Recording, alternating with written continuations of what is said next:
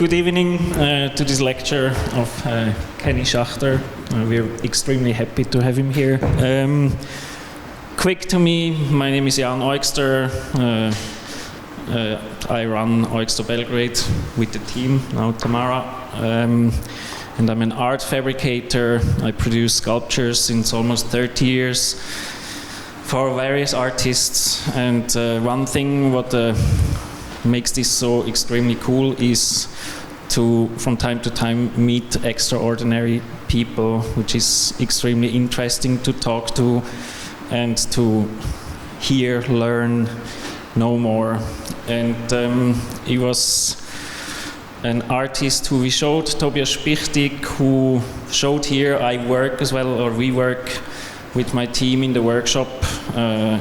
We made sculptures for him, and Tobias Spichtig and Kenny Schachter are friends, and then Kenny Schachter wanted to have some works fabricated and asked him where to go. And then we, until yesterday, never met, but we just met over FaceTime and texts, and we made some small works.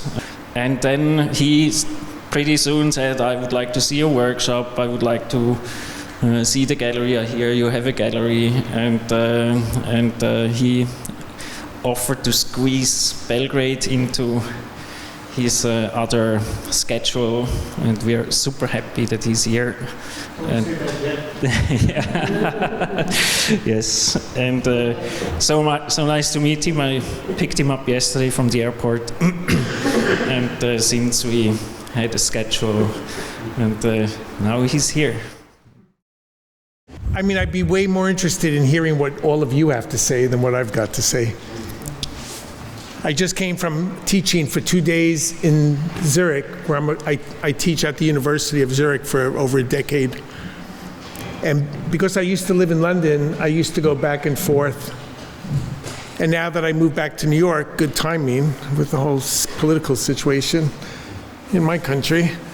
And we're giving you some competition when it comes to corruption and bad behavior. I'm learning about the politics and the history because I don't know as much as I should.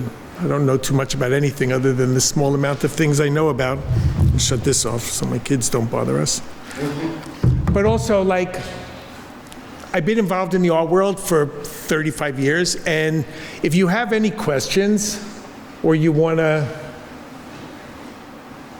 question me or speak, just speak whenever you want. I don't have any talk prepared, and I want to encourage dialogue. And what I'll say in the beginning before I even start, just so I don't forget anything because I'm old and tired. Sober now. If you're doing drugs or drinking, I could be a case study on why you shouldn't, because I quit all of that like 6 years ago, and it was surprisingly not bad. And it makes such a big difference because you get done 3 times the amount of work in half the time, and it's generally twice as good. So that's a little bit of advice I can give you. But also, like, what I would want to say to start is, if I can help you in any way, contact me. You'll all live longer than me, probably. Most of you, the majority of you. So for the rest of my life, you can DM me. I'll give you my email address. It's actually, I posted it because I made a sign in my class the other day, and then I just posted it. It's got my personal email account. But do not either, if you're not going to ask a question now, if you ever want to hear me speak again or ask me anything, I've been involved in the art world for 35 years plus, and I kind of have a sense of how things work and mainly how they don't work. In relationship to me and my career, most of it doesn't work. And I'm thinking, like, a lot of you are way more successful than I am and have a lot more experience with the professional machinations of the art world, but I have different experience.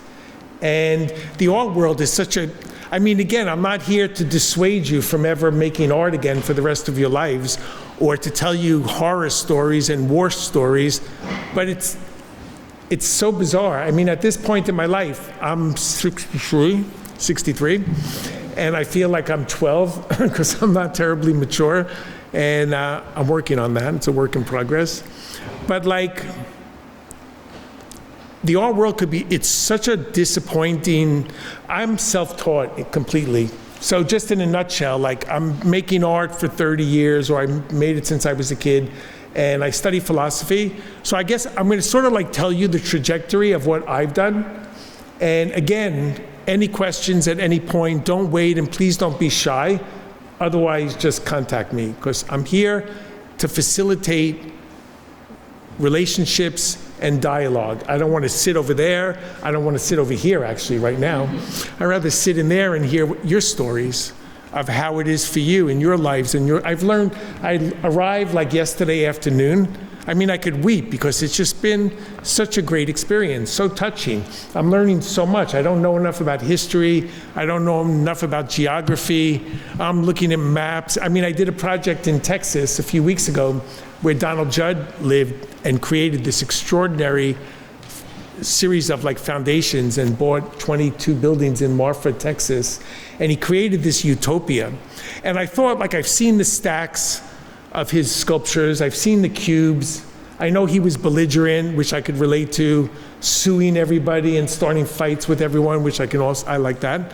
But like I just thought it was minimalism, cold, austere, reductive. But it was shocking because I don't like to just, like I don't want to just come here and go to the foundry where I've done a series of works. And I mean, I met Jan, and I didn't ask Tobias Sprichtig, who's German, who lives now in Paris, who had a show here. I didn't ask him for anything. His character is so disparate in relationship to the way most artists are. He's so nice and so generous. And I have this kind of radical sense of generosity with my time and I was thinking, like, I'm coming here where I've learned, like I said, if I get anything wrong, I wish I could speak the language, but I struggle with English. And I've learned so much, and like to come here and find out about the political situation, about the professional art situation, and to see like the government, your government, and then I think like, it almost makes you rethink and unlearn everything you've ever thought and done. I mean, I've been to Africa, and that was shocking to see the kind of poverty that pervades so many countries in that region. And then when you think about contemporary art and all of these typical apparatuses, if that's a word, in the art world, art fairs and art galleries and auctions and all this commercial stuff, then you have to just take stock and rethink everything you do. And coming here, and in like, okay, so I'm from New York, I said I'm self-taught, I study philosophy, and when you're in the middle, I mean, I used to be in the heart of like American capitalism. Now we have a communist mayor as of last week. And as good as that sounds in relationship to the president, and I mean, I never thought, it's embarrassing to even say that I'm American today because we're living in the most fucked up country, like among the most in the world. It's absolutely disturbing and disheartening. I can't imagine how far back we've stumbled as a country, and the lack of values and morality and unethical behavior from the top down, to the extent that it's just a pure cesspool of corruption. And I guess in other countries that are less secure, it's more prevalent and you take it for granted. But like, I'm not used to this kind of behavior. And now we have this Democrat, he's democratic socialist. He's just as bad as the other one. He comes from a super entitled background, super rich, never had a job in his life.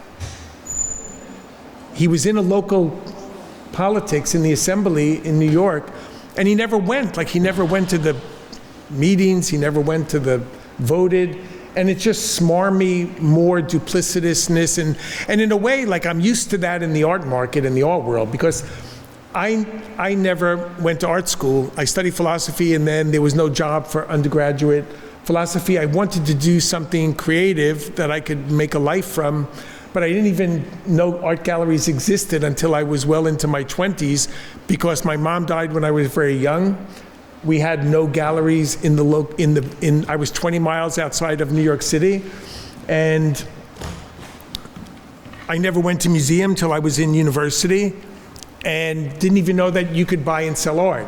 And I assumed when I found out, hello. Want to sit here? When I found out about the art world, now I feel a little bit, go back.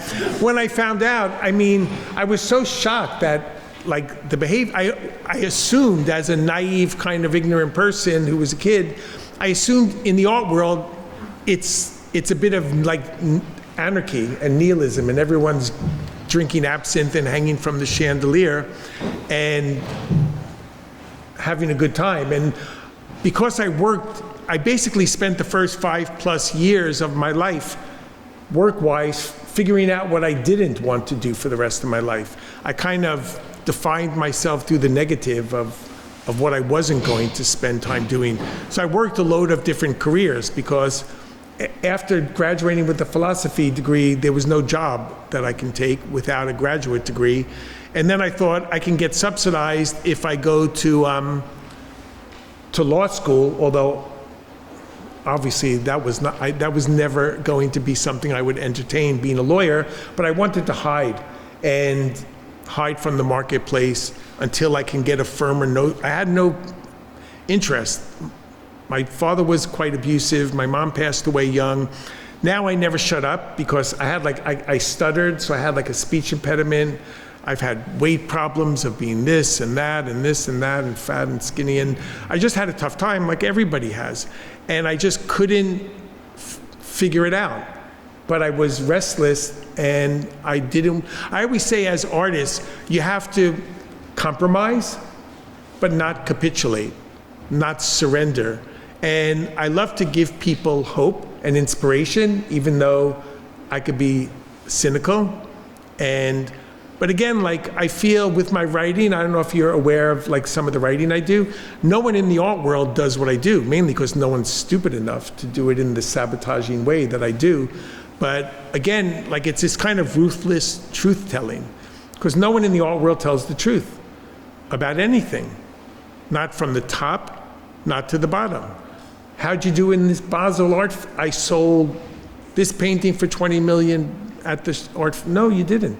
And then I always find out, because I'm nosy and I have a lot of relationships, the few people I haven't alienated when I was in my other life of being reckless, and I get information and I become like this kind of investigative journalist in the art world. And I do a lot of it is about the art market, and I can't sell like drugs to a drug addict. I'm the worst salesperson because I'm wildly impatient and I just don't have the strength or the desire to convince anyone why they should like anything that I happen to like. But the fact that differentiates me is I love art so much. It makes me weep. It's given meaning to my life. And what I was thinking, like learning about the art world here, as small as it is, and how difficult it is to sell art and have a base of support in this country and in this city. And I was thinking, like, I thought, what can I possibly say to these people? I mean, I want to find out. I met the most extraordinary artists today, 3 of which are here. And I learned so much, and it was so touching to me. And then I thought, like, what can I possibly say coming from, like, this hyper-commercialized context? And it's really hard to apply some of my experiences.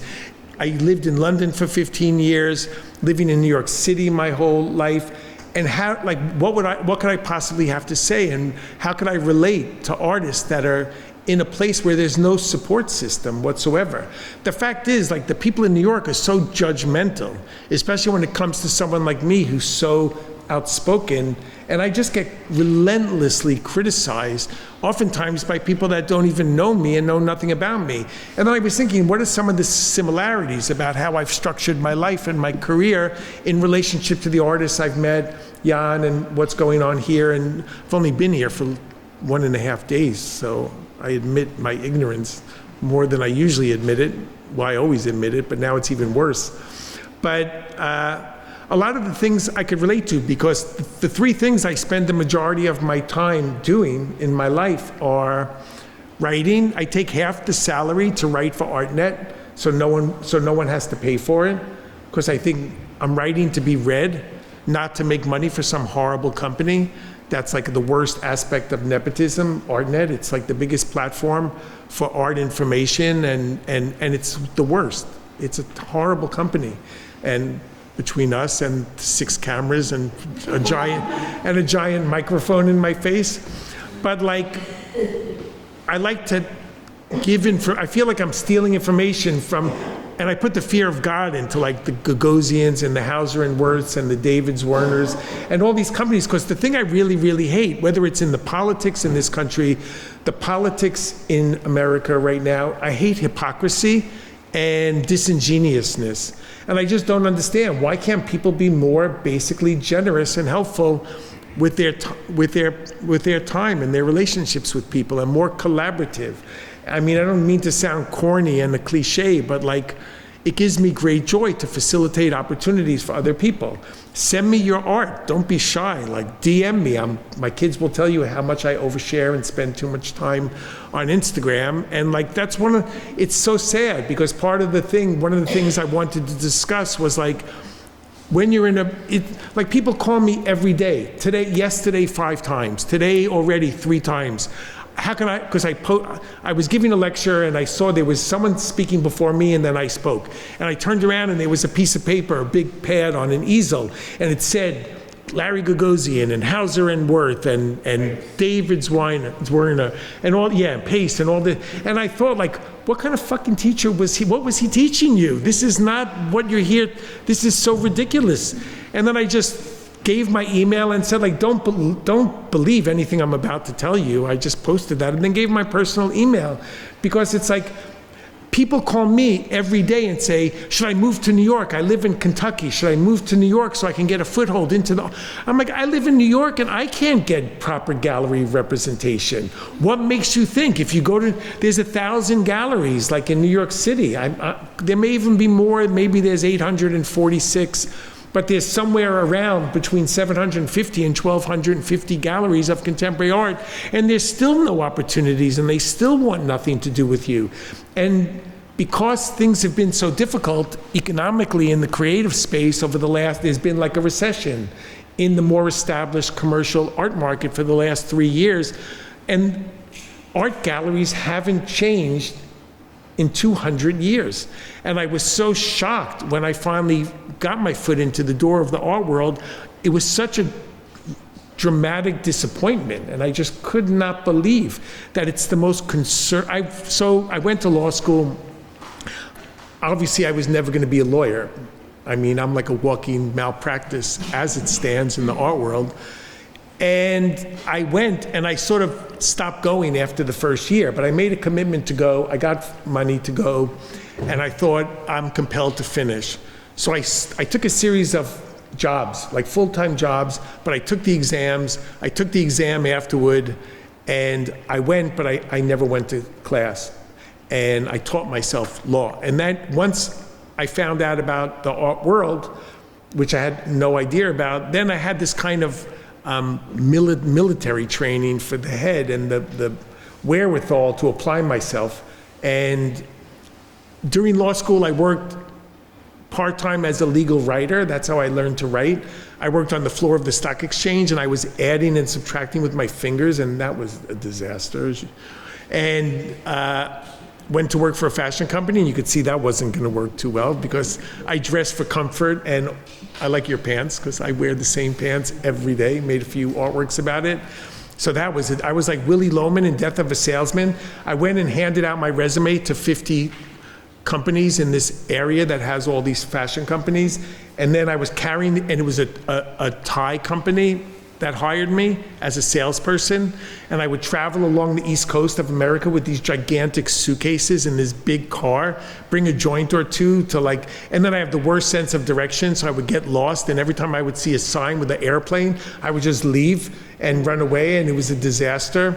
And the guy who was the financier of the designer, who ended up to be a chronic gambler and was going to go to jail, I ended up, that was an art collector, and that helped. Anyway, when I was procrastinating from looking for jobs after all of this transpired, and I just dipped into Sotheby's, when Andy Warhol died in '87 or '88, there was an estate sale. And at first, I wasn't even a giant. I had been to the museum and university, saw Andy Warhol, Joan Mitchell, Helen Frankenthaler, Jasper Johns and Robert Rauschenberg and Basquiat. And I went to this auction and I thought it was just going to be a bunch of Warhols, and it was everything from his toy collection and his cookie jars and his watches and his art collection. And he had David Hockney and he had all this extraordinary art, and that was in the end of the 80s. And I had this kind of epiphany, number one, which was like, you could actually, I call myself idiot savant. And I just thought that an artist made artwork and it went to a museum.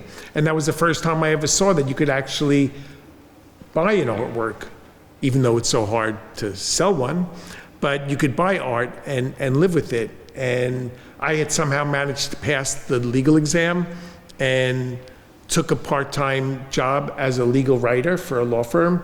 And then I just traveled around. And in the beginning, I taught myself art I had studied German philosophy and loved conceptual art for me is like illustrating ideational thought, like giving physical presence to an idea. And I love all kinds of art, and I've worked with art and technology. I made my first computer animation like 35 years ago, and still get involved, and I'll get into that. But so in a way, like, even though I'm up to here in art and the art world and all of the politics and the suffocating kind of world that it is, I always consider myself an outsider. And that's why I become this kind of investigative journalist in relationship to my writing and trying to pull back the curtain of everything. No one ever talks. It's like in the mafia where they have this unwritten law of omerta where no one could talk about anything, or you. And in the art world, they expect the same. They don't kill you, but you get sort of discarded. And I find it my responsibility to share this information with people because I've been doing it for so long. And that's why you should all feel free to contact me at any time. Again, if you have any questions at any point, please interrupt me because I keep forgetting what I'm talking about anyway. So it'll be helpful. But, and then I realized, like, I need to learn art history if I want to make my life in art. And I couldn't bear the thought of going back to school. So I had traveled all over Germany in the beginning to teach myself art, visiting studios, visiting museums, visiting galleries. And that was a way, because at the time, in the 80s, like this was 1988, 1989, it was normal for an art gallery to do like one art fair in America and maybe one in Europe. In the last 5 years before COVID, galleries were doing like 15 art fairs until that model is becoming problematic economically for the galleries. And there's been a lot of kind of reassessment of the whole art market. Anyway, so I traveled around to Germany, and then I realized I have to learn art history. I couldn't bear the thought of watching people raise their hand just to hear themselves speak, kind of like what I'm doing now. And I went to the New School for Social Research and tried to get a teaching job. And the dean asked me where I went to school, but I never went to art school. And then he said, well, then you can't, by statute, teach. And I said, well, I curated these shows. It got reviewed in the New York Times, and they gave me 6 lectures on probation. And then the dean that hired me left, and I've been teaching ever since. And I teach to learn. I love to meet people. I've learned so much in the last, 36 hours. And I hope to meet more of you over the course of the coming months. And if you ever come to New York, I insist that you come and visit me. And yeah, I live my house is wallpapered in art. And I would love, art is self-expression and communication. And it gives me it's all passion. My whole career is about the love for my kids and the passion I have for art, and it's imbued my life with meaning. I have 3 kids. I lost one of my kids 6 or 7 years ago. I'll try not to get into it because I don't want to get emotional. But if it wasn't for art and my other kids, I wouldn't be sitting here talking to you. compose myself. And 2 of my kids make art, and it's the most joyful thing in the world that they call me up, like I'm asking you to do. They never call me otherwise. We're in the middle of preparing for shows, and they ask me, like, is this finished? What is this? Is this composition? What do you? And it touches me so much because they trust me in that no other way. They think I'm so immature and such a bad everything, but not that way. And my youngest, who's 23, he just had a show that opened at a pop-up. The director of his gallery, the guy who organized the show, works for an emerging art gallery in New York City. And my oldest is 29. God, am I old? I hate saying, when he's 30, I'm just never going to repeat it again. But he's in his 20s, let's say, and he has the most extreme work ethic. And he's doing, you hear all of this, like, again, this, like, so I don't mean to be jaded and talk about, like, the commercialism of the art market, because from what I've seen in this extremely short period of time, like, everyone takes so much for granted. Like, when you're on this, like, all these idiots in the art world, the art market, they're like sheeps. Success affirms success. The galleries want to show what's successful. There's a lot of veterans here that have way more experience than I do, not for lack of trying, but success affirms success. You have a show that sells, the gallery wants that, more of the same. The idiotic collectors that buy stuff and the art prices go up, and then their friends want what they have. They don't want something like what they have, they want what they have. That's why someone like Damien Hirst, who's not even an artist anymore, he makes 6,000 of every painting, small, medium, large, extra large painting, print, accessories. All these artists now are like, it's awful. And like, the things that I love to do besides writing to communicate and pull the curtain back and expose the rampant, like I always say, the art world is like you lift up a rock and there's 300 worms and they're all interconnected. That's the art world. And I can only imagine in such a small context like here. But like, I'm in New York City and it's worse in a way, because I don't have a group of, if I came to speak in New York, 4 people would come and they'd be throwing tomatoes at me. Like, I just had a show. I had the worst review you can ever imagine. I mean, the guy said it was the worst show of the year. It was March. 3 months into the year. Give me a chance to prove how awful I am. And then he said it should all go into the garbage. And then it went down from there. And some reporter called him and said, like, what the fuck is that? Like, what article is that? That's awful. And he's like, well, he wrote about his own art in one of his articles, so I thought that was outrageous. So he came in there, but I knew before he crossed the threshold of the door, he knew what he was going to write. And then it's like, because I have a reputation for being honest and frank and a little self-destructive, and it's like, he wanted to like use, it's called like, it has a name, the kids say, where you're like using me to elevate his stature, that he'll take me down, and that's just depressing. And that's why I want to go to Poland next. I'm trying to facilitate a show, why I love to teach, why I mean, I pay my way half the time for my teaching. So I'm writing and I'm taking half the salary so it could be read by people that need information, want information, and aren't gonna like, despise me for being so frank. And I make art, and I don't have an art market per se. I've sold a few pieces here and something went to auction there, but I make what I love and I make what I want to make.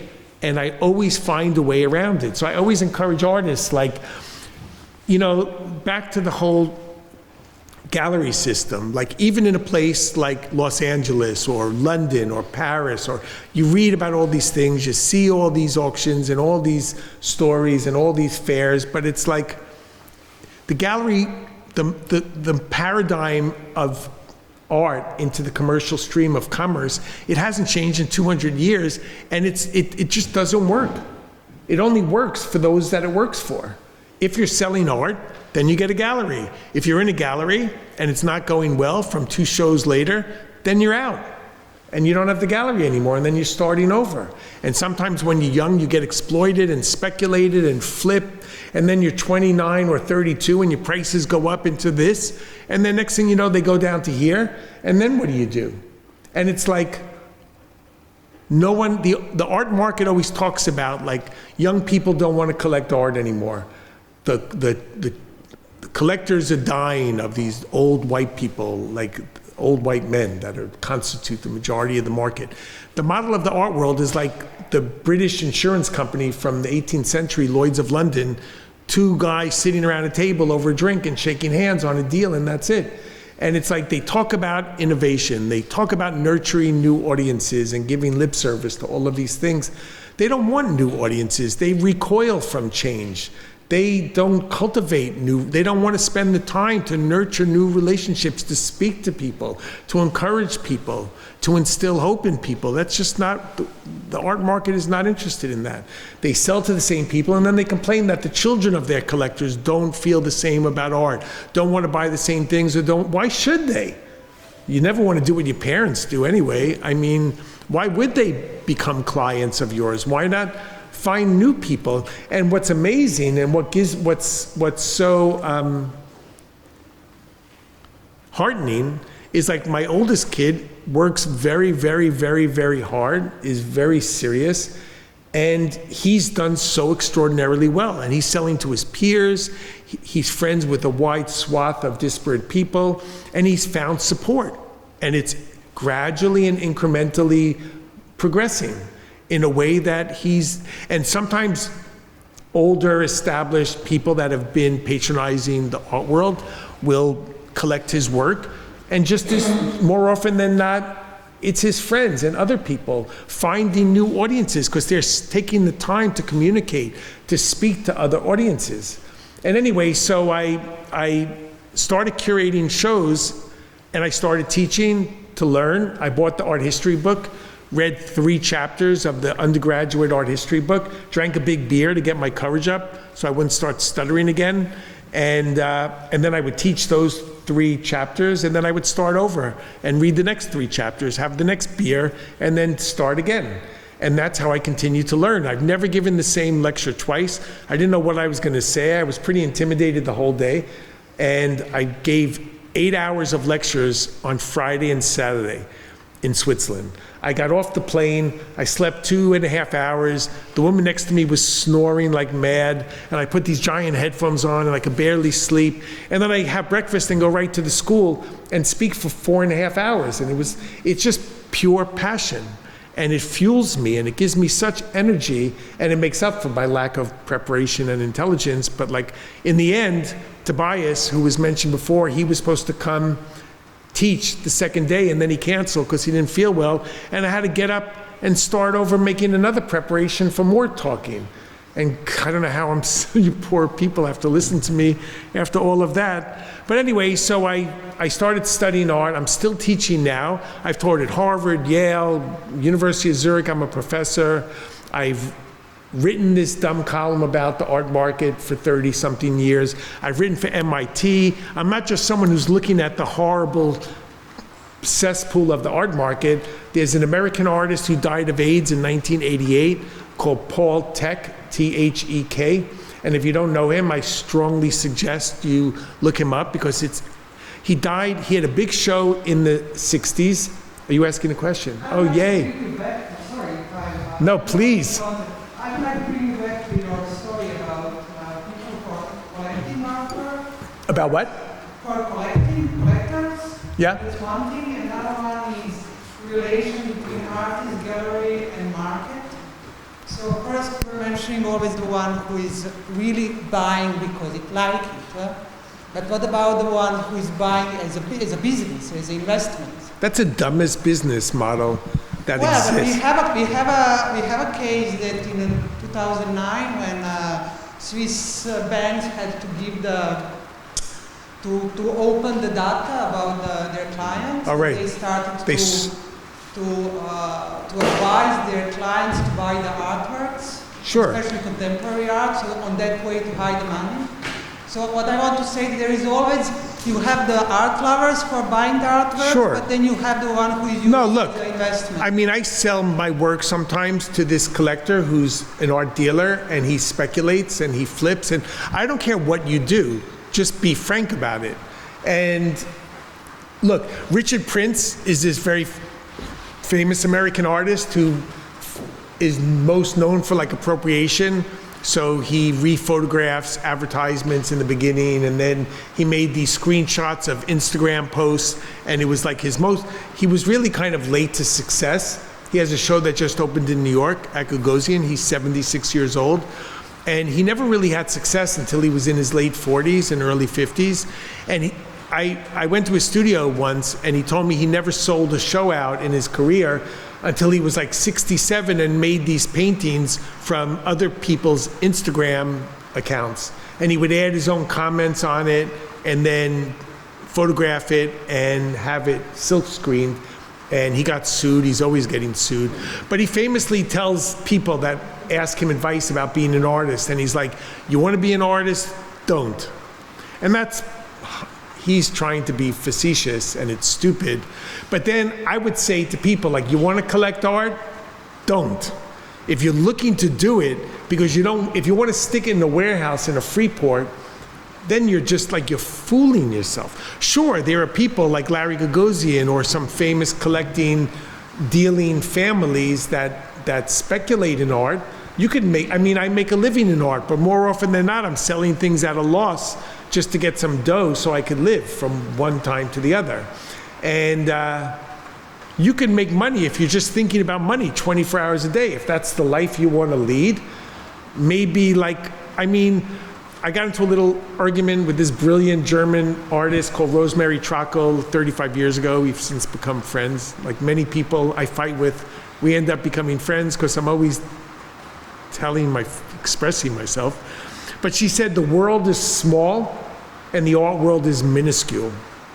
And the art world is fucking tiny.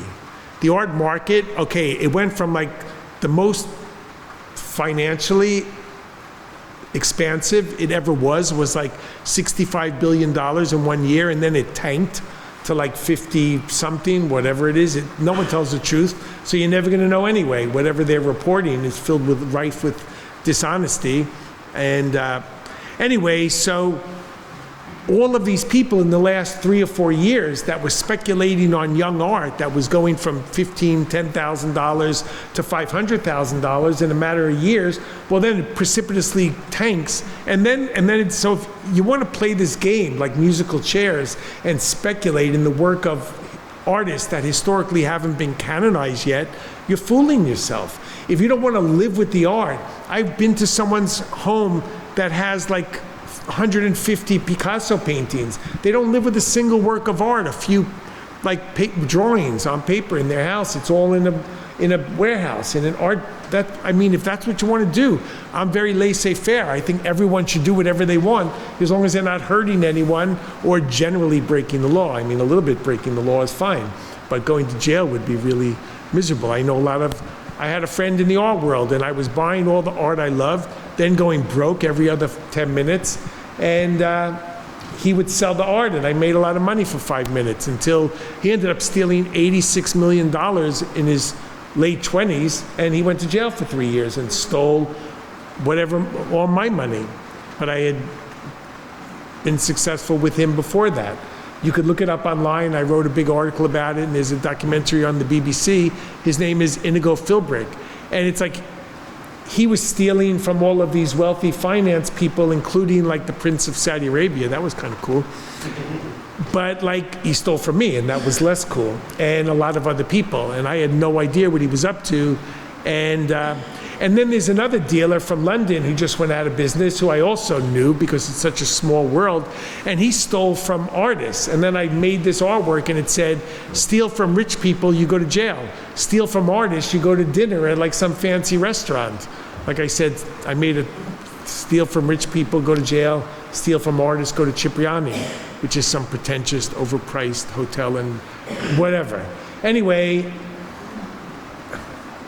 artists being like, again, forging relationships with art galleries. Artists are always subjugated. Artists are always the ones to get screwed. Historically, since time immemorial, 95% of the art market is not codified in contracts.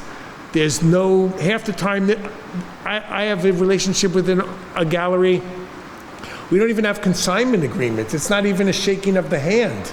It's just like, okay, artists are so grateful for opportunities that are so few and far between. When a gallery comes in and wants to help, they're so eternally grateful, they end up not protecting themselves and getting screwed, because it's always the case. And then the artists don't have the resources to fight back and to reclaim their money and their art. And then all of a sudden they get a storage bill from all their art that was like on consignment from the gallery for the last 5 years. It's terrible. At the same time, after doing this for 35 plus years, there's nothing I would rather be doing in my life than what I'm doing now, because it's such an incredible place to spend your life. Life is so short. I lost my kid who was 21. Life could end at any day. You have one shot. It goes so fast. You have to find a way to do what you want. And I never studied it. I've had a solo museum show in Austria. I have had some gallery representation in my life, and it's all from sheer tenacity and perseverance, never taking no as, I mean, the art world, the word they love the most is no. The only word the art world knows is the word no. It takes the same energy to say yes as it does to say no. And when people call me and ask me, send me DMs every day, if they say, like sometimes they don't even say hello, and that really annoys me. When they just say, I want a gallery in New York, and it's like, fuck you, I need a gallery in New York. How can I get a gallery? And like, don't ask me such a stupid question. But if you ask me, like, what would be the best way for a young artist to approach this predicament? It's not easy. It's not easy here. It's a lot harder here than other places because there's less options, but it's no different where I live. It's no different anywhere. If you do things in your own way, like generally paintings on canvas that are a certain type of work sell better than like installation or video or digital work. And like I said, like the success of a given body of work will create a consummate demand for the same exact type of work. And it's this kind of hamster wheel, and it goes around and around and around. And I've met some extraordinarily intellectual, conceptual artists today, again, way smarter and more talented than I am, and I learned so much. And it's inspiring to me that making work political, like Vladimir, and I'm so bad with the names, and now the Cyrillic, whatever it is, makes it even worse to remember anybody's name and to even pronounce it or to spell it. But like, it's so touching to make work that is so inherently difficult and non-commercial. It is extraordinary. What a Herculean and Sisyphean effort but it's like that no matter what you do as an artist, unless you're embraced. And like the only people that are going to get gallery representation are the ones that are selling work. So you always have to find a way. And I think as an artist who's not financially secure, like 99.8.7 artists aren't, you should never pull back enough that you're not afforded the time to make art on the side. In the best case scenario, you figure out a way to keep at least 1 foot in or 3 or 4 toes into the art world and then do something to make money. So I always find a way to make a living because my art is never gonna be commercial. The gallery that was representing me, we've talked about this yesterday, told me like certain bodies of work of mine, my own dealer said, these are terrible. Don't make this art anymore, it's bad. And I'm like, okay, once I wipe the tear away, not like this is what you can do to make your art better, this is some constructive criticism, but it was like, this is terrible. I mean, I get that from my family, but even my kids will tell me why they think something is dreadful and awful. And it's like, if these are the people that are in a community of support, and that's the kind of pushback you're getting from the people you're working with, that shows you how, in a sense, it's a bit hopeless. But nevertheless, I'll never, I love it as much now as I ever did. So I did all of these different things, and I dealt art, I curated shows with my peers back when I started, beginning in 1990. I did these, we used to call them hit and run shows or guerrilla shows before the word pop-up even existed. I'm so old, when hamburgers were 5 cents. And we used to do these shows, and I would trade stuff and do all these different, sell alcohol, sell shirts, sell anything. Like, there's a famous American civil rights, in no way am I comparing myself, activist, Malcolm X, who was murdered for his pursuit of his beliefs. But he made this comment that just really stuck in my mind, like, by any means necessary. You're all artists, or most of you, like, you need to make art, and you have to find a way to do it, and it's never going to be easy, and even when you're successful it becomes difficult, and, and the stories that I hear are getting stuck into this mirror of and this is what we do, we do it because we can't do anything else. So I used to do these shows. I would take over temporary spaces, organize shows, and then show my peers. In a way, it was the only way I can get my work seen, because I never went to art school and I never had representation. So I was writing to give more meaning to the mundane commercial things I had to do. And then I was putting these exhibitions together to help, ostensibly to sell the work of other artists, which I was never terribly good at, and also to situate my work amongst my peers. So I made my own way. And I'm still doing that. And I showed artists that have become quite successful. Cecily Brown was one of them, and Wade Guyton, and this one and that one. And yeah, it was extraordinary to watch. Didn't help me much in the end, but I got to have my work seen in the context of these people. And I did that for well over a decade. And then I moved to the UK in '04, and I kept writing. I got really bored. The art world was in a recession that lasted from 1990 in America till the mid-90s, and it was like the market didn't constrict, get smaller, it evaporated. So but still artists were putting shows together, doing projects. Artists make art. That's what we do. And you're always going to have this wall of resistance that's seemingly insurmountable, but you have to just find your way through it. Get a part-time job, band together with your friends. And then I was writing these articles, and I started to create my own platform. So I would embed my own digital work, whether it was photographic or animation, into my articles. And then I was having my work seen by everybody, because everyone wanted to see the gossip and the dirty laundry that I was going to air about all of the names in the art market. I created an audience for myself. And then I get judged that I'm just like this powerful person who has this position. And it's like, it was so painstaking to get an audience for what I do, to nurture a group of readers to read my writing and to be taken seriously as a writer. And then I started putting my art in it, and from that I got some shows. And since I kind of transitioned from doing all these more eclectic curatorial projects and other projects, and from 2018, from my art in my articles, I got a series of a few shows, and I've had a dozen shows over the past 7.5 years, including a solo museum show. And when I found out about NFTs, I made digital art on a computer. So I thought, I don't really understand it. I don't believe in digital currency per se, but I thought, whatever it is, I make it, because I make digital files. So it's a way to sell a digital file and take this fake money. And I thought, well, it's a way to disseminate my work to a new audience. And this was in 2020, the end of 2020. And I met someone who did it. I didn't fully get the picture. I'm a little bit slow. But I thought, I'd like to try that. And I did, and I sold $4,000 worth of NFTs, and I was flabbergasted. I thought, this is the greatest thing. I just sold my art. I didn't have to deal with with all due respect, I didn't have to deal with any dealers. I didn't have to deal with any galleries. I didn't have to deal with any collectors. They have these, they call them trustless contracts, and the money just appeared in this account. Sure, I've been hacked so many times, I never want to touch it again with this stick. But I made $4,000, and then I did it again with this one company 3 months later. And then I ended up selling tons of them.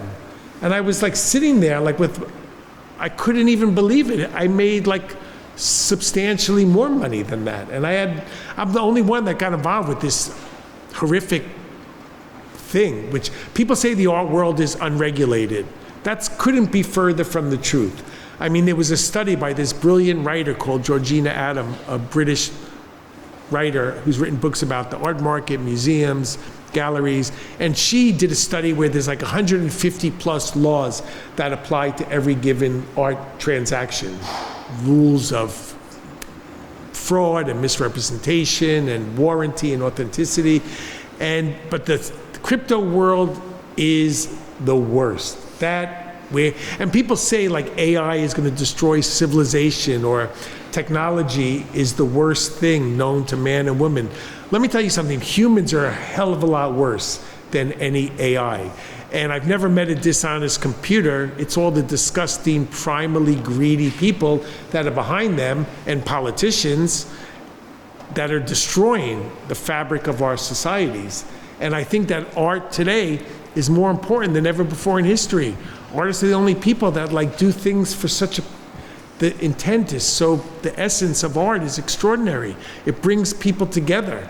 Generally, when it's done for the right reasons, it gives meaning to my life, and it's the only thing that I enjoy doing, and it's kept me alive and keeps my relationship with my kids going. I gave a load of lectures about how to do NFTs for artists. During COVID, I gave a lecture for like 1,000 people at the School of Visual Arts, and I helped literally hundreds and hundreds and hundreds of people sell their art for the first times in their lives. And then I wrote a book about it. Yes? No, I have a question. So, like, we heard about, like how many art fairs, came up, we all know that, came up over the last years, and how the run was towards these art fairs, and now there's too many art fairs for most of the gathering to survive. And we hear about the NFT, which came up and then completely lost its traction. What do you think, like, is there a change? Of course, we all kind of know this art market part of the art world is like a very hard part and like a very dogmatic, intransparent, like all these acronyms we can like pose to that thing. But do you think that there is now a chance where things kind of blew up and maybe restructure? Is there like a new thing coming? I'm getting to that. Funny you should ask. But like, okay, so NFTs came, I wrote a book, and the complexity of the wallets, the crypto, if you make crypto, then you have to move it from one account, then you have to move it to another account, then you lose like fees on top of fees on top of fees, and then you're lucky if you end up with anything. You end up with your pants down around your ankles so I wrote this book and I wrote people are too greedy. It could have been a revolution. I had never seen anything like it. The feedback I was getting, then I would just get artists saying, I want to sell my NFTs. How do I sell my NFTs? Instead of saying, I want a gallery in New York. How do I sell my NFTs? Because I sold some. And I'm like, can you fucking say hello to me? And please, like simple things like please goes a long way with me. But like the basic tenets of the worst aspect of whenever money's on the table, or then you really see the most detestable characteristics. And it happened, I was hacked in such a brilliant way. I wrote about it, and I lost like $40,000 in like 600 NFTs. And it was like basically, it was so awful. And it took my spirit away. At first I thought it was like one of the first paradigm shifts in the way art is bought and sold in literally since the Renaissance or before. It was had the possibilities that were boundless and downright revolutionary, that artists could take matters into their own hands, take control, and get paid without relying on some asshole art dealer again. Sorry, everybody. And then I was writing these articles, and I started to create my own platform. So I would embed my own digital work, whether it was photographic or animation, into my articles. And then I was having my work seen by everybody because everyone wanted to see the gossip and the dirty laundry that I was going to air about all of the names in the art market. I created an audience for myself paint, and then I get judged that I'm just like this powerful person who has this position, and it's like, it was so painstaking to get an audience for what I do, to nurture a group of readers to read my writing and to be taken seriously as a writer. And then I started putting my art in it, and from that I got some shows. And like, since I kind of transitioned from doing all these more eclectic curatorial projects and other projects, and from 2018, from my art in my articles, I got a series of a few shows, and I've had a dozen shows over the past 7.5 years, including a solo museum show. And when I found out about NFTs, I made digital art on a computer. So I thought, like, I don't really understand it. I don't believe in digital currency per se, but I thought, like, whatever it is, I make it because I make digital files. So it's a way to sell a digital file and take this fake money. And I thought, well, it's a way to disseminate my work to a new audience. And this was in 2020, the end of 2020. And I met someone who did it. I didn't fully get the picture.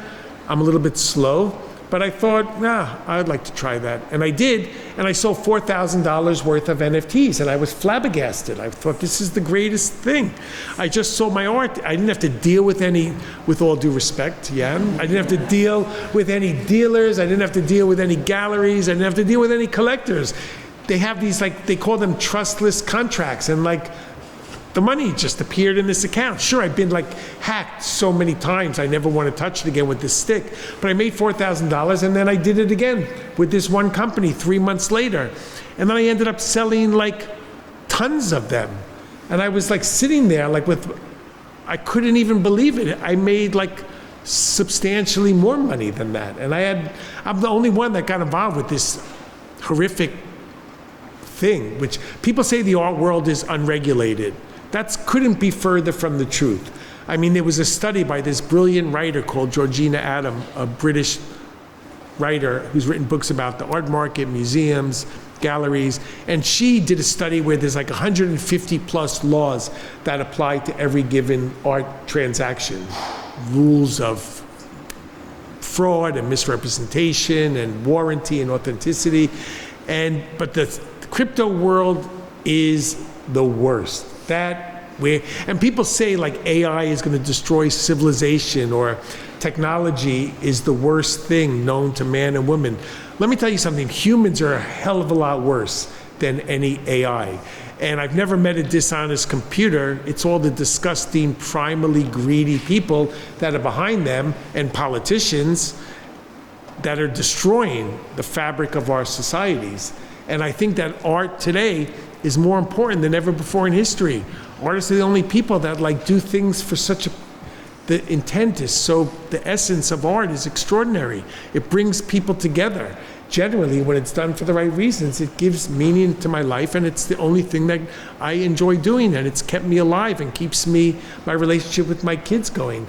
I gave a load of lectures about how to do NFTs for artists. During COVID, I gave a lecture for like 1,000 people at the School of Visual Arts, and I helped literally hundreds and hundreds and hundreds of people sell their art for the first times in their lives. And then I wrote a book about it. Yes? No, I have a question. So, like, we heard about, like how many art fairs, came up, we all know that, came up over the last years, and how the run was towards these art fairs, and now there's too many art fairs for most of the gallery to survive. And we hear about the NFT, which came up and then completely lost its traction. What do you think, like, is there a change? Of course, we all kind of know this art market part of the art world is like a very hard part, and like a very dogmatic, intransparent, like all these acronyms we can like pose to that thing. But do you think that there is now a chance where things kind of blew up and maybe restructure? Is there like a new thing coming? I'm getting to that. Funny you should ask. But like, okay, so NFTs came, I wrote a book, and the complexity of the wallets, the crypto, if you make crypto, then you have to move it from one account, then you have to move it to another account, then you lose like fees on top of fees on top of fees, and then you're lucky if you end up with anything. You end up with your pants down around your ankles getting, so I wrote this book and I wrote, people are too greedy. It could have been a revolution. I had never seen anything like it. The feedback I was getting, then I would just get artists saying, I want to sell my NFTs. How do I sell my NFTs? Instead of saying, I want a gallery in New York. How do I sell my NFTs? Because I sold some. And I'm like, can you fucking say hello to me? And please, like simple things like please goes a long way with me. But like the basic tenets of the worst aspect of whenever money's on the table, or then you really see the most detestable characteristics. And it happened, I mean, I was hacked in such a brilliant way. I wrote about it, and I lost like $40,000 in like 600 NFTs. And it was like basically, it was so awful. And it took my spirit away.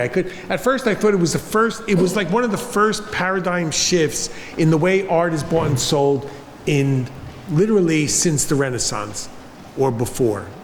It was absolute, had the possibilities that were boundless and downright revolutionary, that artists could take matters into their own hands, take control, and get paid without relying on some asshole art dealer, again, sorry everybody but like to steal it from you. It was unbelievable until it wasn't. Then I got robbed so bad, and I had to hire a hacker to hack the hacker that stole all my money so I can get all my art back that had no value, but it was valuable to me.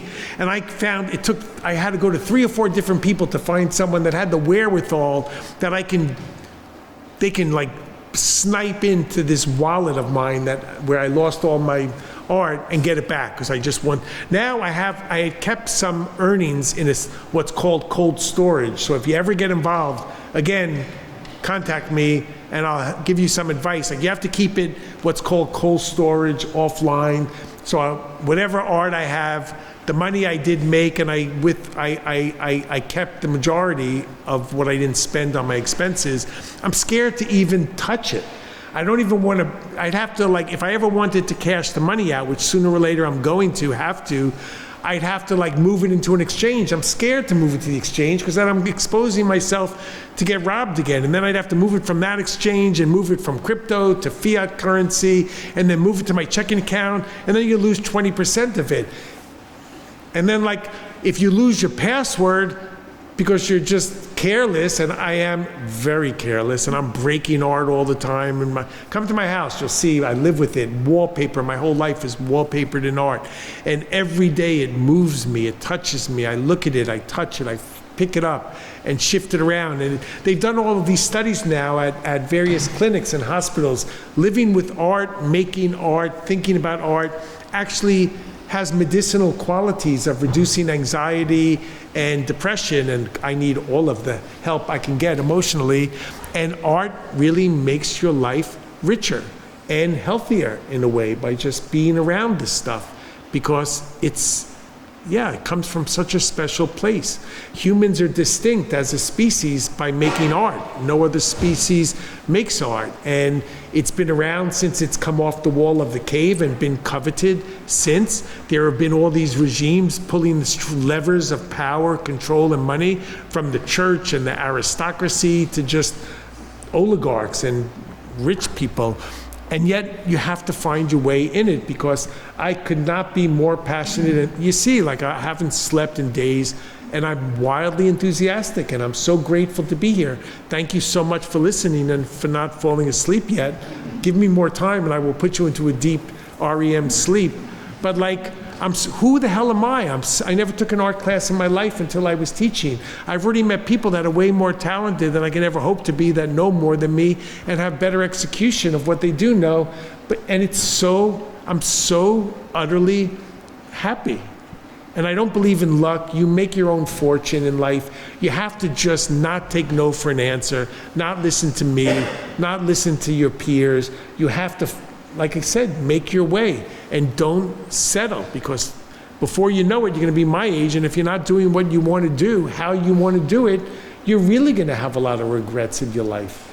And it goes so quickly. The older you get, it seems to dissipate and go so much quicker. So I did the NFTs until I couldn't, and that stopped like it worked from like 21, 22, and that's it. And now, even if it started working again, I would be very reticent to get involved. I'm going to wait till there's some degree of like safeguards. You get your credit card hacked, stolen, most people have. You call the bank, they give you your money back, and that's it. And that happens from like Jeff Bezos at Amazon is making me sign up for Prime every time I even accidentally go to Amazon, which I won't do anymore. And then I get signed up for Prime, and then you can't quit. They just got sued and settled for $2.5 billion because once you get in, you can't leave. It's like 7 horrible technology companies are controlling the entire world right now. It's unbelievable what is going on economically and the control that is exerted by such a teeny tiny group of people.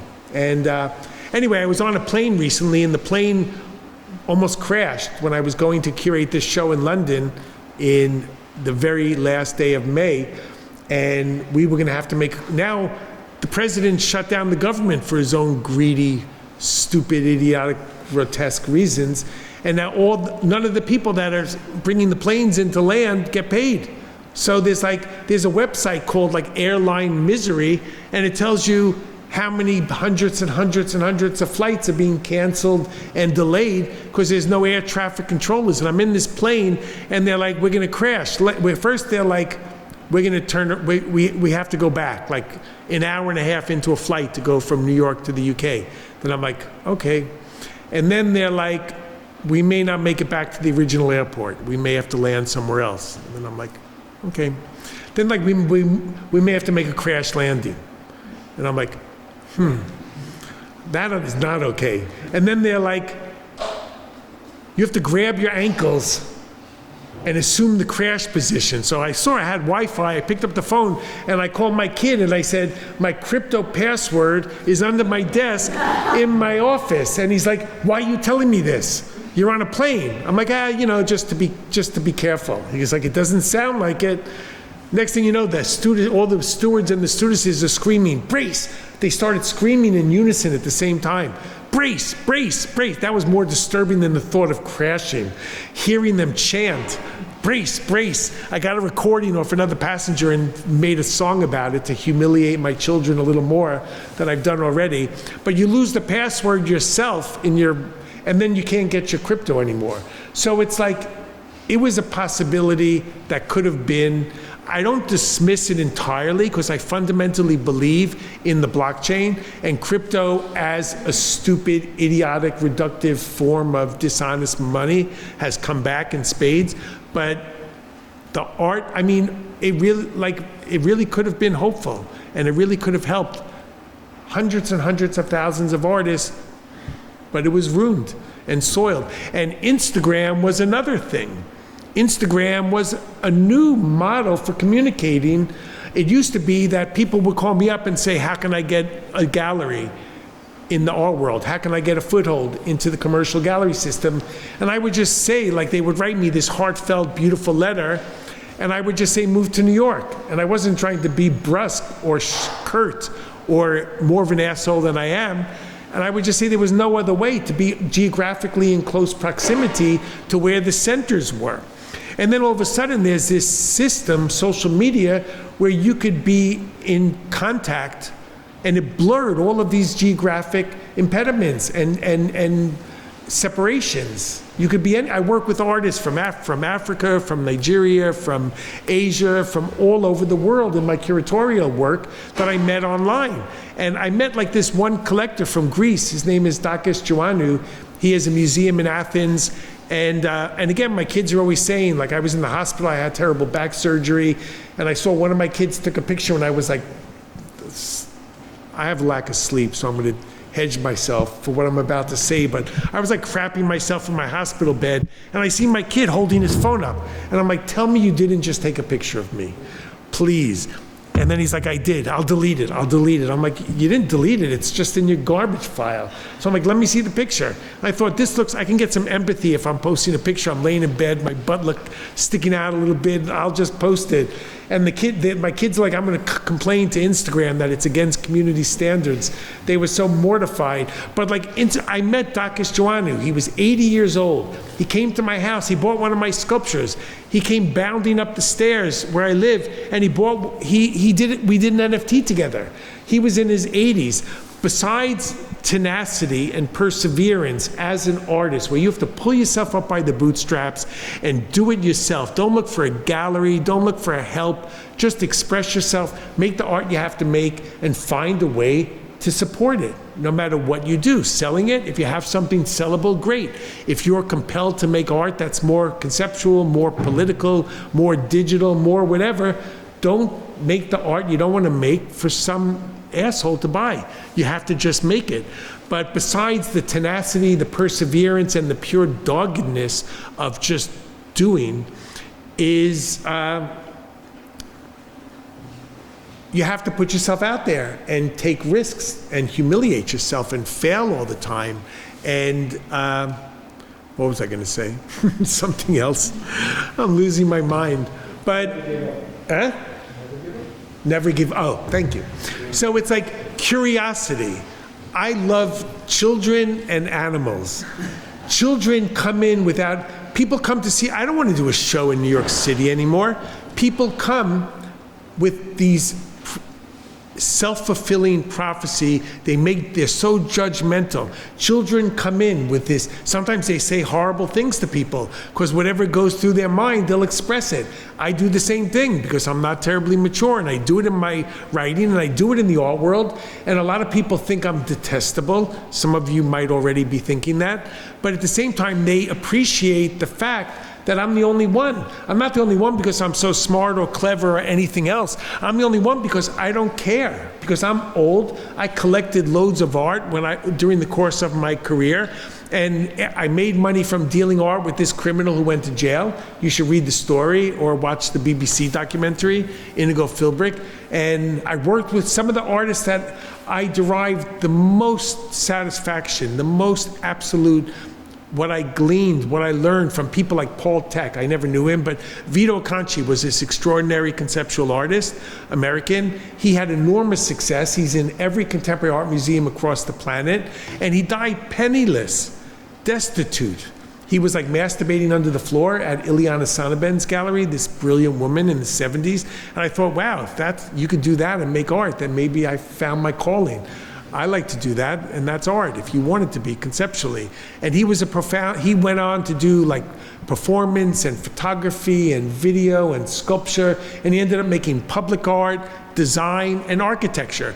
And like, you would think that you would get success or affirmation from challenging yourself all the time, from not doing the same thing.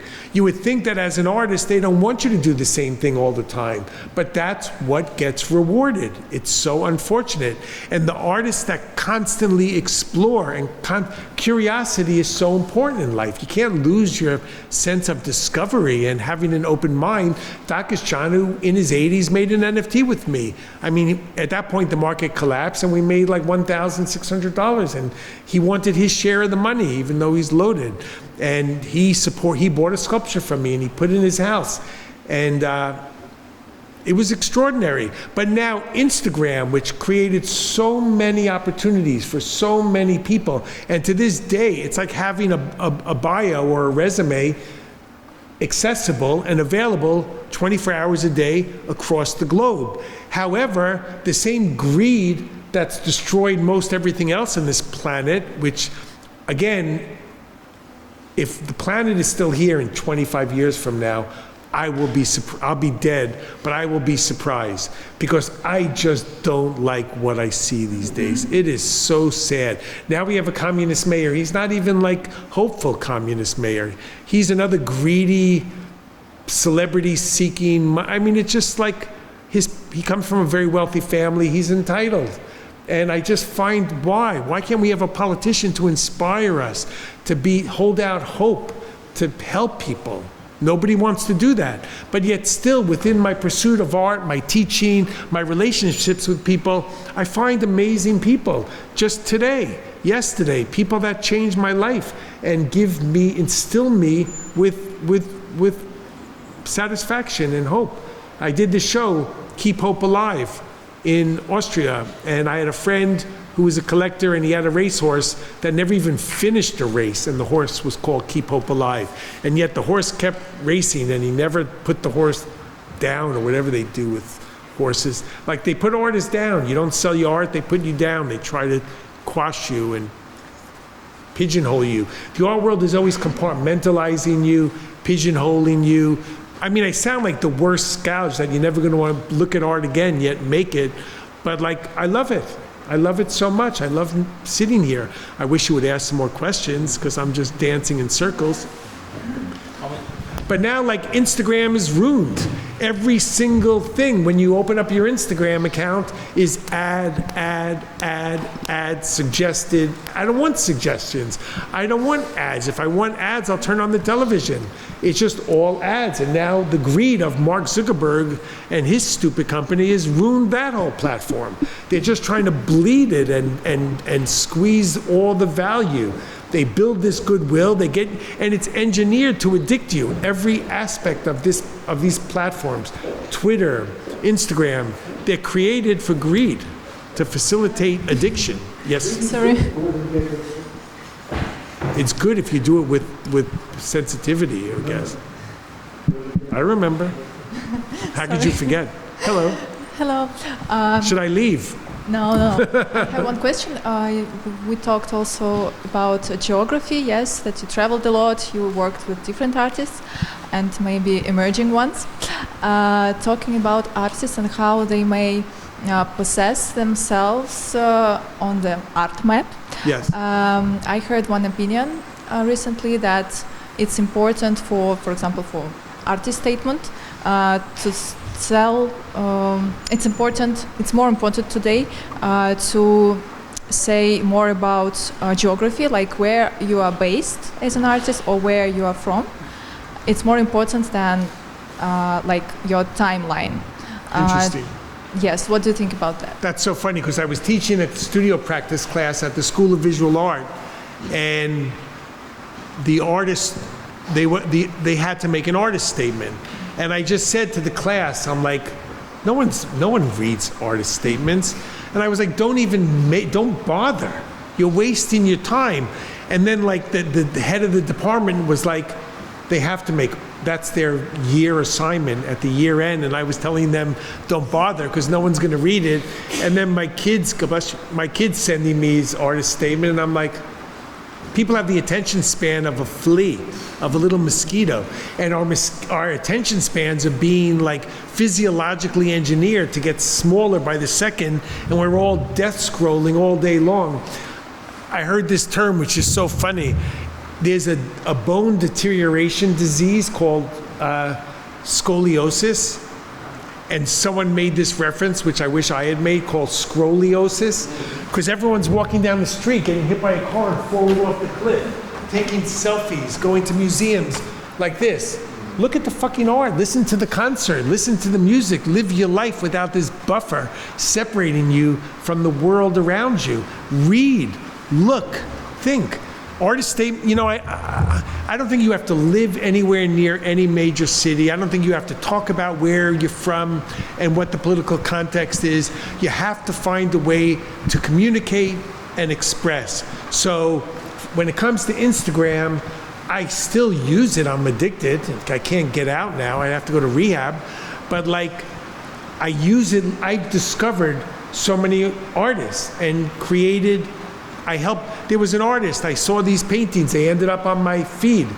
And I wrote the woman, it was a woman's name called Ava Berison. And I wrote her a letter and I said, what are you, who are you old, young, gay, straight, kids, no kids?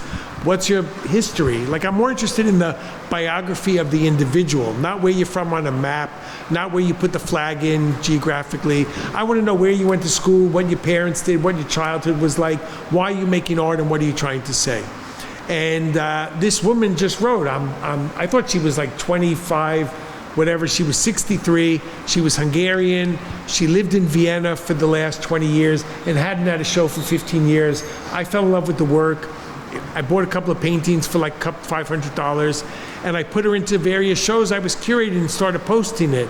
And she ended up getting shows all over the world that had a museum show and made and sold a lot of work, like way more than I ever sold in my entire life. And it was extraordinary to feel like you could have an impact on. So I think like Instagram is flawed, but it's like, it's the best of the worst.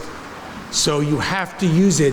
And then like even my dealer in Germany, Nagel Draxler, they were like, you're not the court jester, you're not the comedian, stop posting this and stop posting other people's art. And I thought like, now I have 2 more parents, like you and your partner, to tell me what I can. I hate when people tell me what I can't do, obviously, because I'm not normal. But like, it makes sense to have a social media and don't open another one, because people don't have the bandwidth, or artists don't have the strength. Keep the social media like on point. Keep it not your dog, not your meal, not your travels. Focus on your art. Don't dismiss it, because I still find stuff. I still have sold stuff, have met people, and even though it just stinks, it's just no good anymore as it was, there's no other option today. So when you spoke about before, I didn't forget your question, because now I'm sober, I could remember things. And what's next? So there was NFTs, they just imploded. There was social media. Some artists have made millions and millions of dollars going to Instagram and doing whatever they do to communicate and become influencers, whatever that is. I'm like the anti. I influence people to stop following me and never to listen to me again. But like, so art fairs. Now art fairs are so prohibitively expensive. The opportunities are so few. It costs so much money. Galleries are falling like flies and going out of business, but there's still other ones, new ones that are popping up all the time. And again, like, I just think art is meant to be seen and shared and experienced.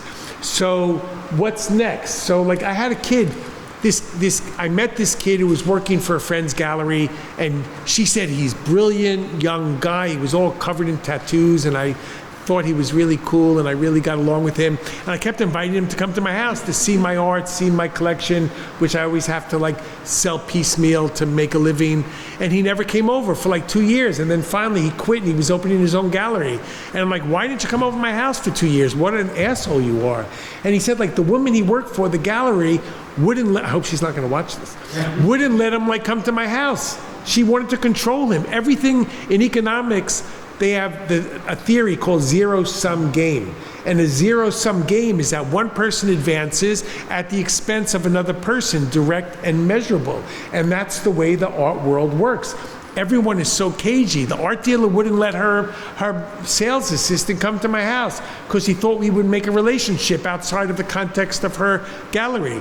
And like you mentioned, I didn't ask Tobias Sprichtig who his foundry was. I wasn't even going to make these absurd, ridiculous works that I made with Jan, and he did it so specially beautiful. It almost looks like good art because my idea was so stupid, but the execution was extraordinary. So if you ever need anything cast or fabricated, there's your guy, and it wasn't even that expensive. And anyway, like Tobias, I looked at these sculptures he made, and they were so fantastic. And he said, if you ever need a foundry, I have this great guy in Belgrade. And I thought it took me aback because he was so nice. It is so unusual. He's an artist who's like showing in New York and showing in Berlin and living, and he just offered me something with such lack of a quid pro quo. He wasn't looking for anything in return. He had nothing to gain and nothing to lose. And I was like, wow. I was turning my head sideways like a dog that doesn't understand what you're trying to tell to them. I couldn't believe it. And I told him that my art dealer in Germany said my paintings were so awful, I should never try to make a painting again. And he's like, come paint with me, collaborate with me. And it's like, unfortunately, it exists, that mentality, but like, obviously I'm not the norm, but like, there are people like him and there are people like me that try to help.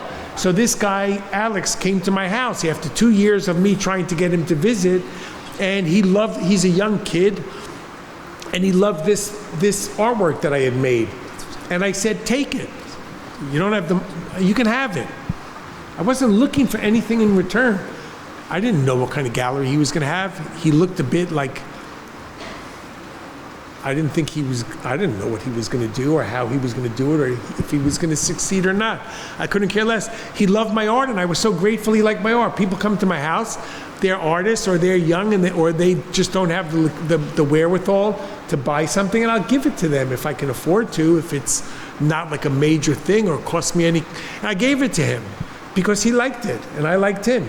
He ended up putting it into his first show, and then I wish I had no idea until I saw it on his social media or something, and I was like, wow, taken aback.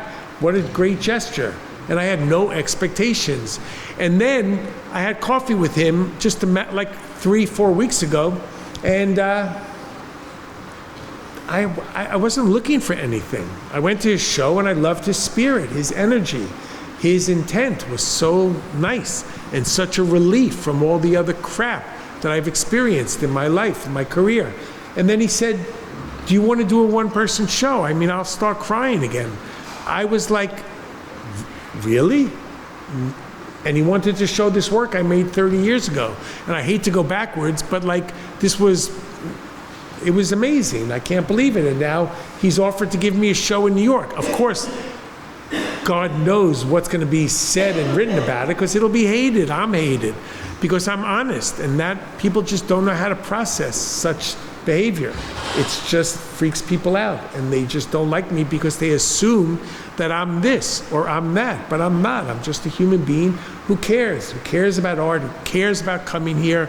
I can't express how pleasing it is that you came here in this rain that hasn't let up since 6 o'clock in the morning when I popped out of bed with jet lag.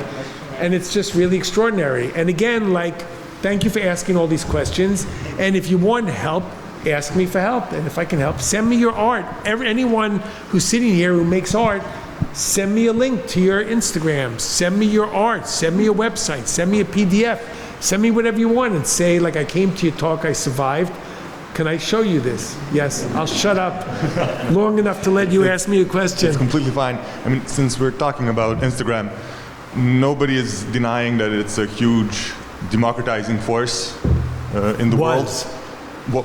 Is, bless. Yes. But what do you think about the relationship on how, as artists as brands, and do we have to dance to the tune of the algorithm, which, I mean, I don't blame it.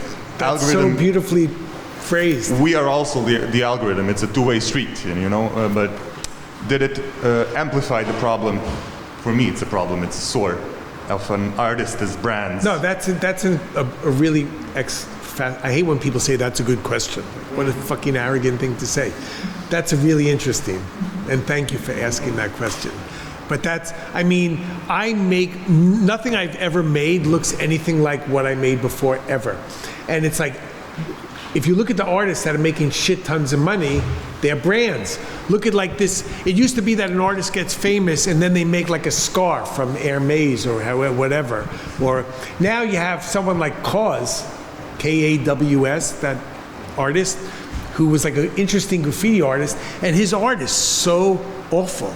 I find it, he wants to kill me because I made a video satirizing him and mocking him. At least Damien Hirst was a good artist in the late 80s. But you want to make a lot of money, you want to commercialize yourself, make a brand. People want brands. Now, this guy was making toys, and then he met someone in Japan that made limited edition toys, so he took his toys that were $15, turned them into limited editions, and then they were $400, and then he just blew them up larger and called them sculptures, and now they sell for millions of dollars, and they're still bad. And it's there are various, Jeff Koons became that, Maurizio Catalan became that, and Murakami. They were, Jeff Koons was a great artist. I'm sure he's still capable of making, then maybe Damien Hirst will shock us and make another artwork. But he hasn't in the last 15 years. Yeah, he wants to be a painter. You can't, he did a show, he gave £2 million to an old master museum in London called the Wallace Collection. This is a story. And he made these, and he said in the newspaper, anyone could learn to paint like Rembrandt. Guess what? No, you fucking can't. Maybe if you start when you're in the womb of your mother, you could, and if you pick up a brush in childhood, I mean, he was a brilliant conceptual sculptor, and the grass was always greener, so he always wanted to be. So now he gets these paintings made by his assistants, and you see him. He's on. I've made like 30 videos mocking him, and he's on Instagram chucking paint, and the paint is behind his ear. Who the hell paints and has paint behind their ear, unless you're using your ear as a paintbrush and like splattering paint on I don't care if you use assistants or fabricators or whatever. I can't make anything. I don't even want to make. I like to read and to study philosophy and ideas and then conceptualize something and then bring it effectuated into some form. But yeah, you can make a brand, and yes, it's important commercially, but like Vito Acconci, the brilliant artist, he made a piece back in 1973 or 2 called Trademark, and he trademarked himself by biting his arm into his flesh so you could see the imprint of his teeth, which everyone has their own unique dental fingerprint, and he was like trademarking himself. He never made the same thing twice, and he died penniless.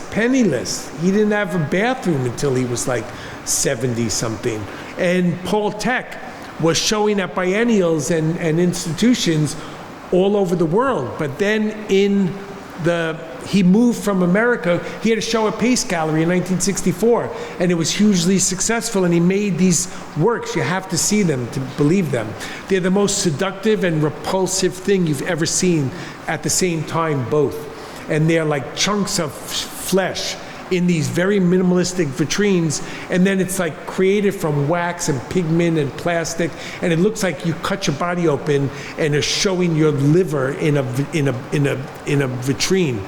And it was about the fragility of life, the vulnerability. We're all so vulnerable, and so even these scumbags that are ruining the world in political office all over the world, like, I guess they may be human too. It's hard to really understand that. But anyway, then Paul Thek, sorry, I'm getting a little bit off on tangents, and then Paul Thek heard someone say, there's the meat artist. He was branded as like the meat artist, and then he never made another one again. And then he made paintings, and he made drawings, and he made installations that were spread out and couldn't be contained. And he lived all over Europe, and he was gone from Pace Gallery, the pinnacle of commercial success, made a body of work that he became branded by, and then he never made another one again. He made 34, wildly different, and he made these masterpieces, and he could have carried on doing that, and even Vito Acconci could have gone on pasting black and white photographs onto blackboard and writing text, explaining what the ephemera was representing conceptually and what his ideas were behind the work, and this body of work became his trademark, and he stopped doing that.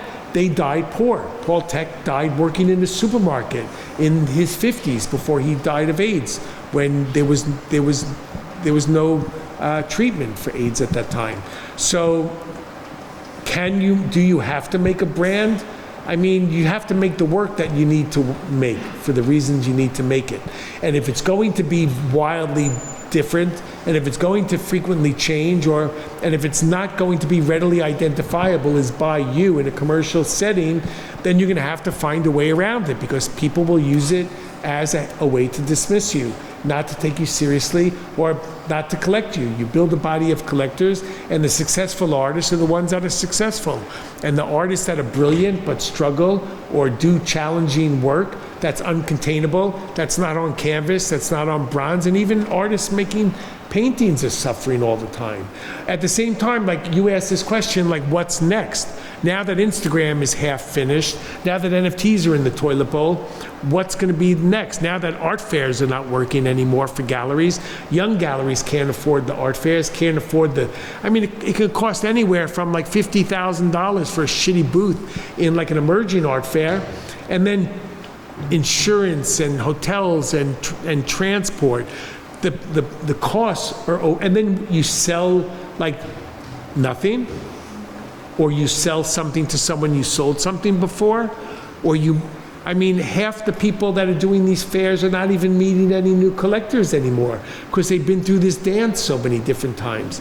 So I don't even understand how the algorithms really, I'm not going to like make 500 hashtags under every stupid thing that I'm posting so I could figure out a way to crack the system, because I'll end up sabotaging myself anyway. I'm always sabotaging myself because I can't help myself, and it amuses me to be provocative or to be frank and to be truthful, but to be hopeful.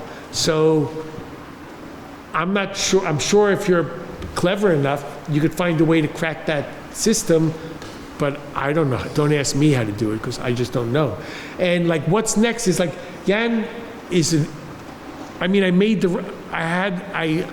we had a bunch of phone calls before, we made this work, and I could sense the authenticity of his intent.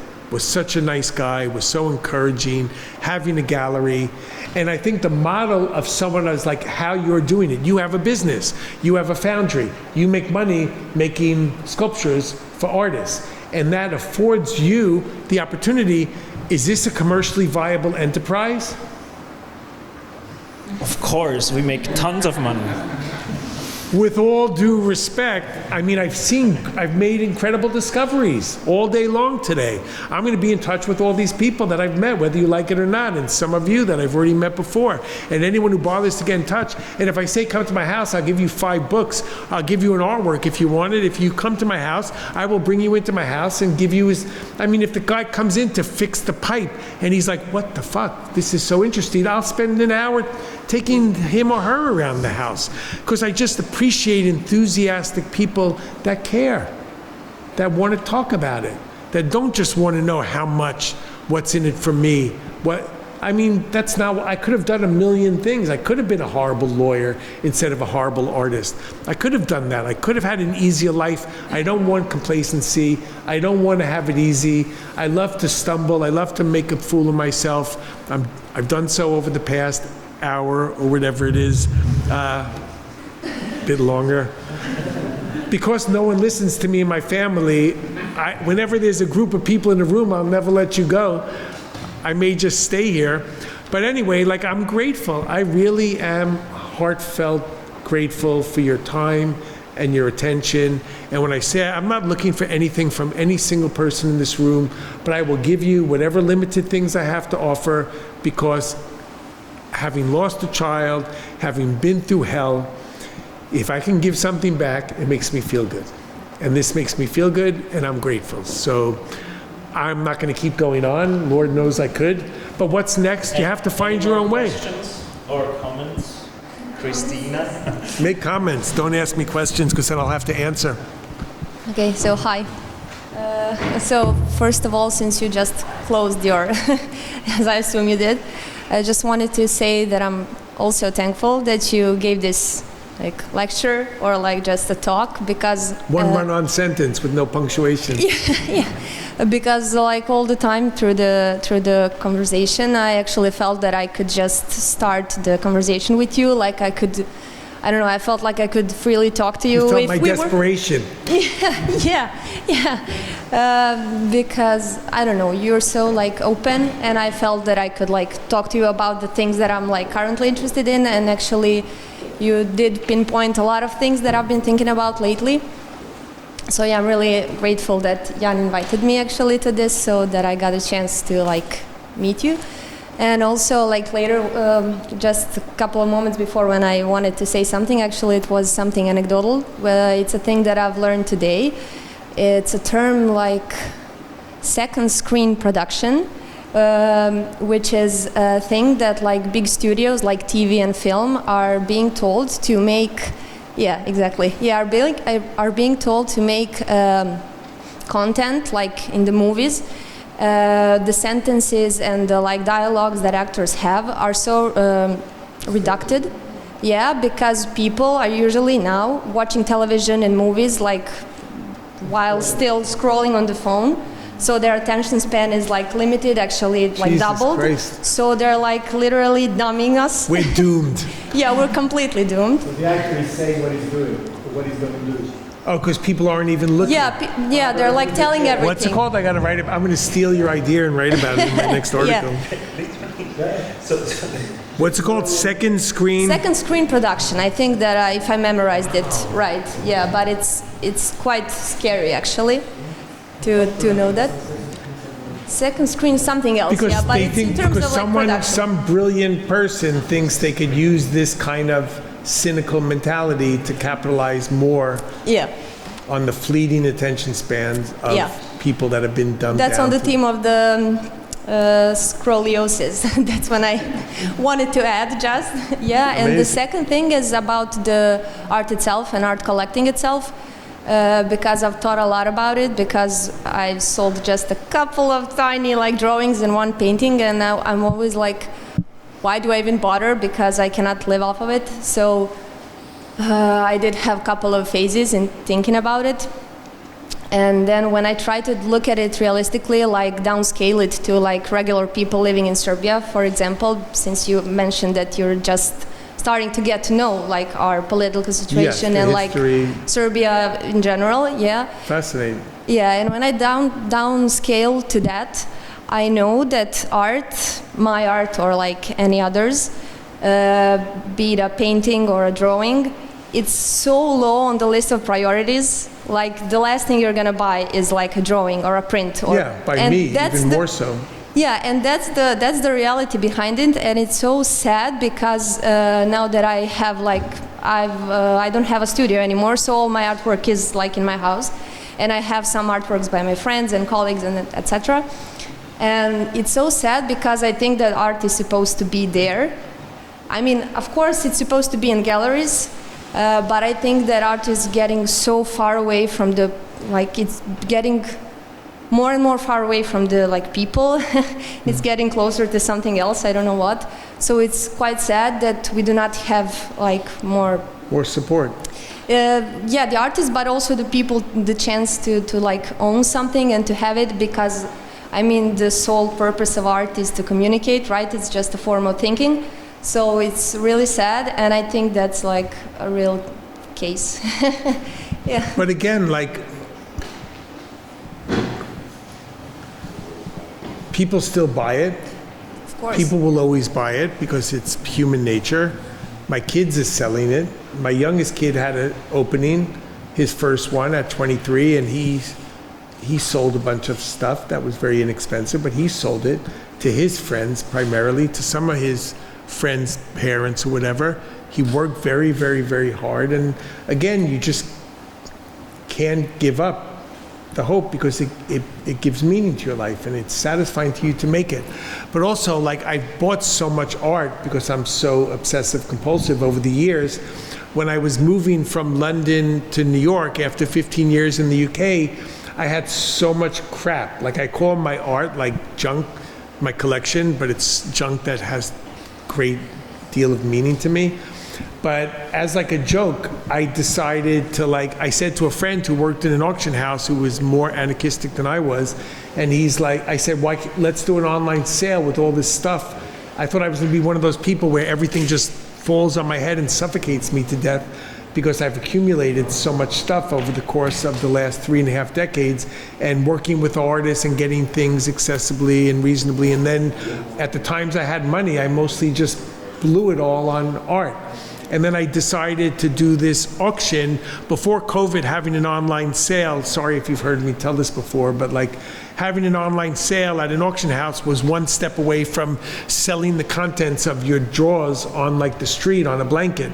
It was considered commercially, everything in the art world is so exclusionary, so hierarchical. Everyone is in this pecking order of value, of commercial value, perceived value. So I was taking this stuff that wasn't terribly valuable financially, but was very meaningful to me. But I had so much stuff, I had to literally shovel my way out of my living space. And I decided that I would just sell a bunch of it. And my friend worked at Sotheby's, and he said, you could do it online. So I'm like, great, let's do it. And then he said, what do you want to call it? And I said, let's call it the hoarder, which is like a very pejorative, dismissive way to refer to people that buy stuff. And he goes, let me check. And then he came back and he's like, okay. And I'm like, what do you mean, okay? And he goes, they couldn't care less because it was like a pimple on their butt to do such a sale. And then I did it with, like, normally when you sell something at auction, there's an estimate, 10,000 to 15,000, and the seller creates a low reserve. And that means if it's 10,000 to 15, if it doesn't make 10,000, for example, it doesn't sell and you get it back, because you're not prepared to let it go for less. And that's the structure of all auctions that you ever see. And I said, I don't want to let whatever anyone wants to pay, that's the price. If I lose money, I lose money. If I get some money, I'll use it to live. I don't care. And that way, in a self-sabotaging way that I'm so good at effectuating, I say, like, my loss was your gain. And artists were coming in to look and to buy stuff. People that never in a million years thought of ever patronizing an auction house like Sotheby's went, and it ended up like selling really, really, really well. And this was stuff I thought that my kids would have to like crawl their way out of the mess, out of my storage. And it succeeded in as much as after the NFTs died, after my friend went to jail, after the galleries that I've intermittently worked with stopped helping me, I did this and it worked well once, and I've now done it 6 times.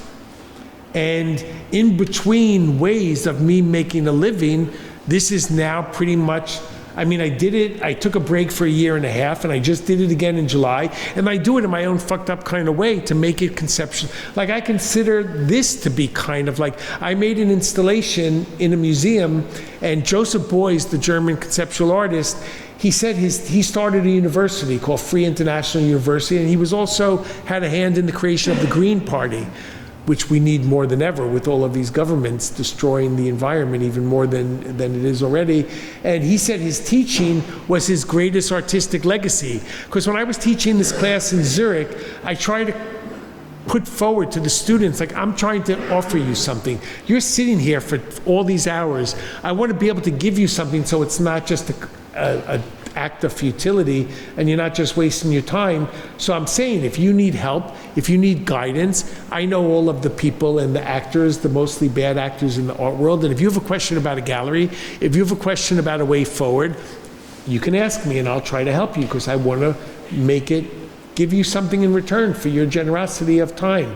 Anyway, I did this sale, and it went really, really well. So I made a classroom in Austria, and I was giving lectures, and I made sculpture that you could sit on. And it was furniture, and it was a classroom. And when I gave my lectures in Switzerland, to me, I don't differentiate between my writing has my art in it. My art talks about the art world, but also other political, social things. Art is a reflection of the social, political, economic times and technological times. So technology is part of the fabric of our lives. Anyway, so I did this sale, and then I went there and I sat in the auction house behind the desk and was sitting there like representing the work. No one sells something at auction and even identifies himself, and I'm selling this crap out of my basement, and I'm sitting there engaging with people and meeting people and learning from people and having these amazing experiences. And in the last 6 years, it's pretty much sustained me, and it's helped me have a house and have rent taxes now. I was able to buy a house from all of my work in the art world over 30 plus 5 years.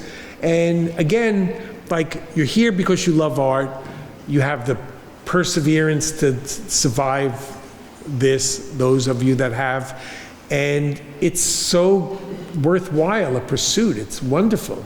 And you sell 2 paintings and a few drawings, well, that's a good start. You can't get dissuaded, and you have to just promote it, get together with your friends and do shows, put it online.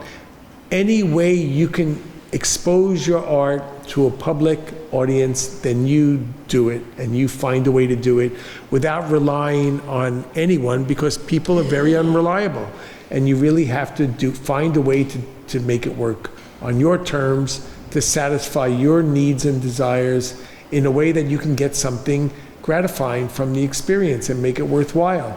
And don't get discouraged, because it's a very discouraging world where I'm from, where you're from, where everyone is from in the art world.